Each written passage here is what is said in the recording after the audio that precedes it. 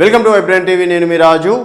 కాంగ్రెస్ పార్టీకి ప్రతిపక్షం ఎవరు? ఇటు బీఆర్ఎస్ఆ బీజేపీయా? ఎందుకంటే కాంగ్రెస్ పార్టీ 65 స్థానాలు గెలవడం అనేది జరిగింది. తర్వాత బీఆర్ఎస్ 39 స్థానాలు, 8 స్థానాలు బీజేపీ గెలవడం అనేది జరిగింది.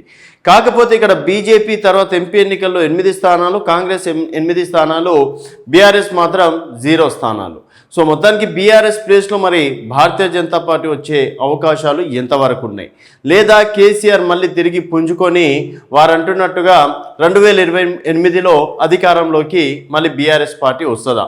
సో బీఆర్ఎస్ని ఢీ కొట్టాలంటే బీజేపీకి అయ్యే పనే. ఎందుకంటే భారతీయ జనతా పార్టీకి ఓటు శాతంలో కావచ్చు, మొన్న మాత్రం ఎంపీ ఎన్నికల్లో బీజేపీకి ఓటు శాతం అనేది పెరగడం అనేది జరిగింది. దాదాపు 30 పైగా ఓటు శాతం అనేది వచ్చింది. 17-18% బీఆర్ఎస్ పార్టీకి వచ్చింది. సో మరి ఎంపీ ఎన్నికల్ని బేస్ చేసుకొని ఇటు బీఆర్ఎస్ పని అయిపోయింది, ఇంకా బీఆర్ఎస్కి అంటే కాంగ్రెస్కి ప్రత్యామ్నాయం ఏదైనా ఉందా అంటే అది బీజేపీ అని చెప్పేసి చెప్పగలిగే అంత అంటే ఇప్పుడున్న పరిస్థితిలో అవకాశం ఉందా అనేది ఒకసారి చూసుకున్నట్టయితే ఇప్పుడు బీఆర్ఎస్ నుంచి ఒక్కొక్కరు ఎమ్మెల్యేలు కాస్త కాంగ్రెస్ పార్టీలోకి వెళ్ళిపోతున్నారు. ఇప్పటికీ దాదాపుగా 6 నెలల్లో 6 మంది ఎమ్మెల్యేలు వెళ్ళిపోవడం అనేది జరిగింది. సో 6 నెలల్లోనే 6 మంది వెళ్ళిపోతే ఇంకా 4.5 సంవత్సరాలలో బీఆర్ఎస్ పార్టీలో మిగిలేది ఎవరు?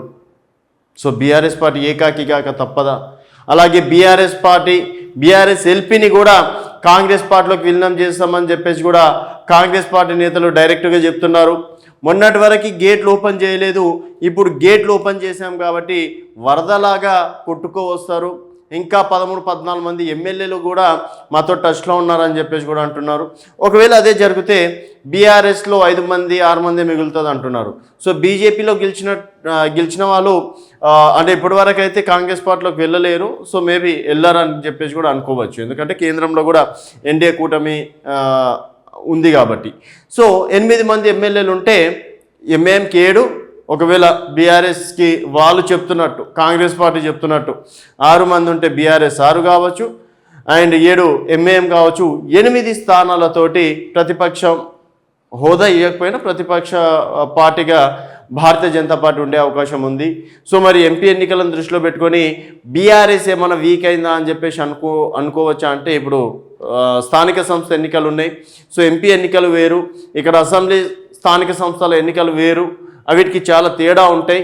సో అప్పుడు బీఆర్ఎస్ కనుక పర్ఫార్మెన్స్ చూపించకపోతే డెఫినెట్గా బీజేపీ బీఆర్ఎస్ ప్లేస్ని ఆక్రమించుకొని ప్రతిపక్ష పార్టీగా అంటే కాంగ్రెస్ పార్టీకి ప్రతిపక్ష పార్టీ ఏదైనా ఉందా అంటే కాంగ్రెస్ని ఢీకొట్టే ఏదైనా పార్టీ ఉందంటే అది బీజేపీ అని చెప్పేసి కూడా చెప్పుకోవచ్చు.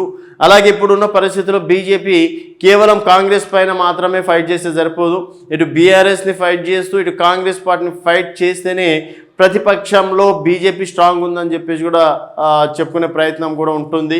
అలాగే ఇటు బీఆర్ఎస్ ఇప్పుడున్న పరిస్థితుల్లో కవిత అరెస్ట్ కావచ్చు, తర్వాత ఏమంటారు ఫోన్ ట్యాపింగ్ కావచ్చు, తర్వాత కాళేశ్వరం కుంభకోణం, అలాగే గొర్రెల స్కాము, ఈ విధంగా విద్యుత్ స్కామ్, ఇట్లా రకరకాలుగా స్కామ్లు అనేది రోజుకొక స్కామ్లు అనేది బయటపడుతున్నాయి. వీటి మీద కనుక కరెక్ట్ ఫైట్ చేసి ఇట్లా కాంగ్రెస్ పార్టీ ఇచ్చినటువంటి 6 గ్యారంటీల విషయంలో కనుక ఫైట్ చేస్తే డెఫినెట్గా భారతీయ జనతా పార్టీ నిజంగా ప్రతిపక్షంగా కాంగ్రెస్ పార్టీకి ధీటుగా ఉన్న ఏకైక పార్టీ బీజేపీ అని చెప్పేసి కూడా అంటే ఆ విధంగా బయటికి వెళ్ళే అవకాశం ఉంటుంది. అలాగే దాదాపు మొన్న 30-40 సీట్లు గెలుస్తామని చెప్పేసి అనుకున్నప్పటికీ కేవలం 8 సీట్లతోటే సర్ది పెట్టుకోవాల్సి వచ్చింది.